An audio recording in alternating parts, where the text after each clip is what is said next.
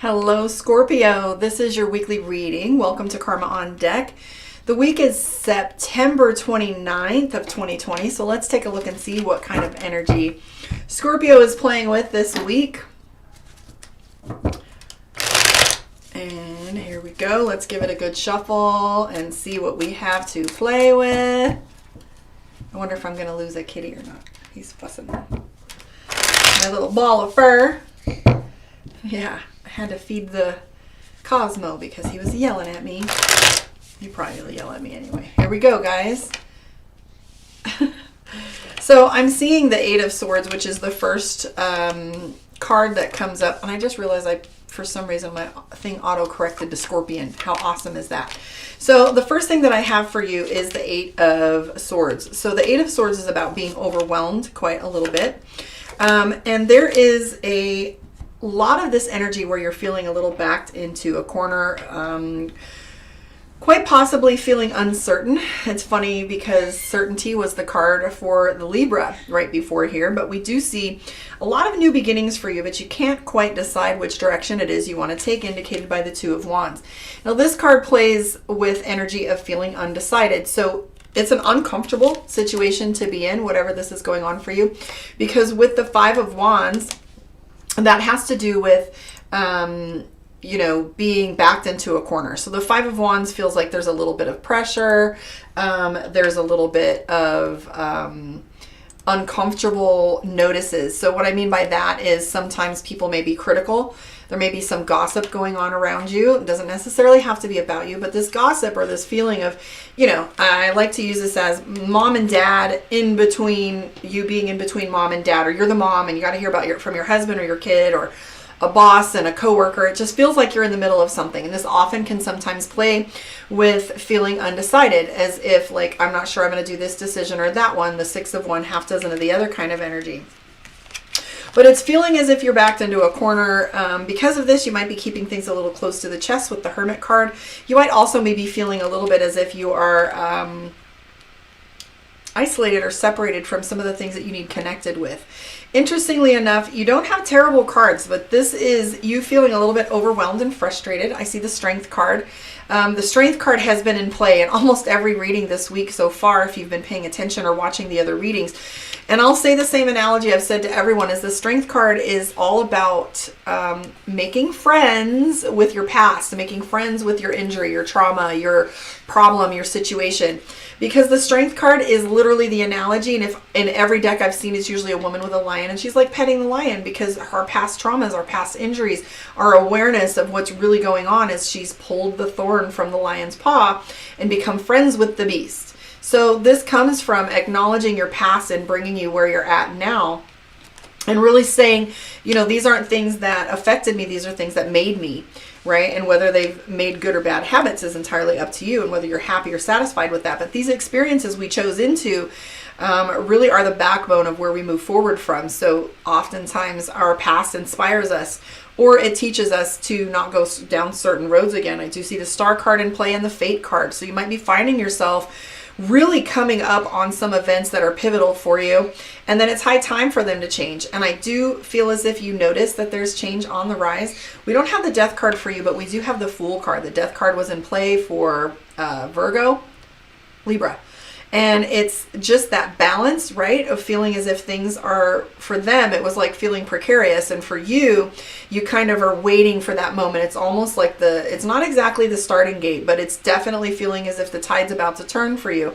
We have, when things do shift, I want to show you, so if you're looking on YouTube, you can see these cards in play, but the cards themselves are a personality. They are a tone, okay? And the tone that you have is about struggle, this internal struggle, which is the Lover's card. It's about finding balance within, opportunities. And, that's everything from work-life balance to relationship balance. But we have the Fool card, which is opportunity and celebration. So I'm seeing the Fool card, which is a crossroads and decisions are about to be made. I see a lot of celebration coming up and new beginnings, a little more subtly so than Virgo was. less like a big, huge baptism and more so like small, fun adventures. I do see the Six of Cups, which is celebration and fun. So you might be taking a small trip or going to the beach or just having a weekend or coming up that looks like it's going to be something you've been looking forward to and enjoying. Yeah, that's pretty basic. And the reason why I say I feel like there's a trip coming is we have the Chariot card and also the Six of Cups. And I will say that change on the rise for you is going to happen rapidly. So when we have the Eight of Wands, it usually occurs in such a way that says that things are going to snap into place, suddenly wake up one morning and everything's going to be completely different. I do feel as if this overriding sensation of being backed into a corner is affecting you a little bit and is making you feel overwhelmed. But what's true for Scorpio is things really are in place.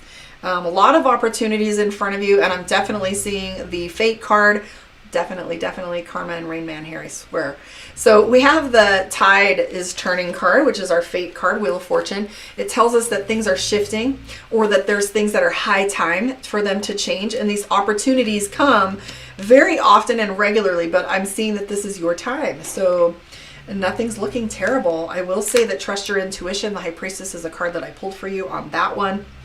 Let's take a look and see what your reading looks like for your moon reading. So this is your Scorpio moon. Let me shuffle this one here. For your one-on-one personal in-depth reading, karmaondeck.com. To jump in on the tarot class, the Tarot 101, you can buy that on there. You're either going to jump in on the Zoom meetings and do a group session, or you can buy the videos and you can learn at your own pace with some check-ins with me weekly. And then at the end, you'll get a little certificate and a live video of training where I'll show you how to put it all together. So like, subscribe, and share my YouTube. Come over there. I promise it's a lot more fun.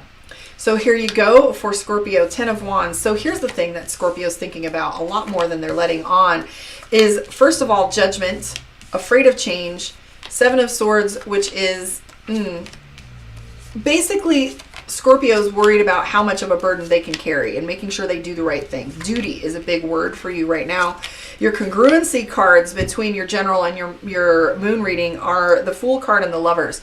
So the Fool card having to do with opportunity and the Lovers card having to do with struggle and finding your balance. So for Libra, it was all about balance is already in play. And for you, that's seeking that balance. So you have all three. Actually, I was neglecting to say the Wheel of Fortune is right here. So you have the Wheel of Fortune, the Lovers card, and the Fool. And as I was saying a minute ago, each card has a personality, just like we all know how we can say the F word 1,000 ways. It is an adjective, it's a verb, it's a descriptive, it's an expletive. Each one of these cards has its own personality, and it's how it is in play with the cards around it preceding and following that let us know the tone of it. So you have this walking away sensation, this leaving things behind in order to more fully enjoy your life. And this all comes down to small decisions that are being made in your daily life. And it causes these habits of abundance, these habits of reaping, these habits of finding opportunity within things. And I do feel as if you're quite strikingly very judgmental towards yourself. And remember, perception is projection. I always get that one way or the other backward. Moxie will probably kick me for saying it wrong. I always say it wrong, but you'll be all right. You know what I mean? Perception, how you perceive the world to be is what you project upon it and how it responds to you. So I'm seeing the 10 of Wands, which you feel as if you have to carry a burden. There's always a burden for you right now. And it feels like, how much can you carry? What is required? This is guilt. This is burden. This is shame. This is your whole, like, what thing that you have to cause and carry and take care of. It's all about duty for you. Okay. So I'm seeing the 7 of Swords, which is, you know, going around the rules in order to get things the way you want them to be. Just know the more honest, the better, the more authentic, the better, right? And then you don't have to change any storylines. But I do see that you're walking away from some things that aren't serving you. I do have the Page of Wands. Now, awareness is the first key, right? The first step to growth. It's awareness. Change needs to happen. If we're drinking every day, we need to know that we're drinking a lot and coming to an awareness where we're sitting there going, I'm drinking way too much, or I'm sleeping way too much, watching too much TV. So the awareness is key. It's the first thing that pops up for us. And then secondly comes the decision. Then after the decision comes work. So karma is the work. Dharma is the completion. So we have this work that needs to be done. And these small little adjustments have a huge effect. I remember the litany that I said in my head one day. Kerwin Way always talks about disgust being an incredible motivator. Now, I've had a discussion with someone once or twice about this, and they said, well, I'd rather not be disgusted. And yet, here we are. So we have this, I got sick of listening to my own brain going on and on and on about the things I had to do, I should do, I couldn't do, I didn't do, I did right, I did wrong. And I finally just did a litany, a meditation at night, and I chased them out, first aggressively, by using adjectives that I wanted to associate with and affirm. Beautiful, happy, loving, kind. I did them as fast as I could.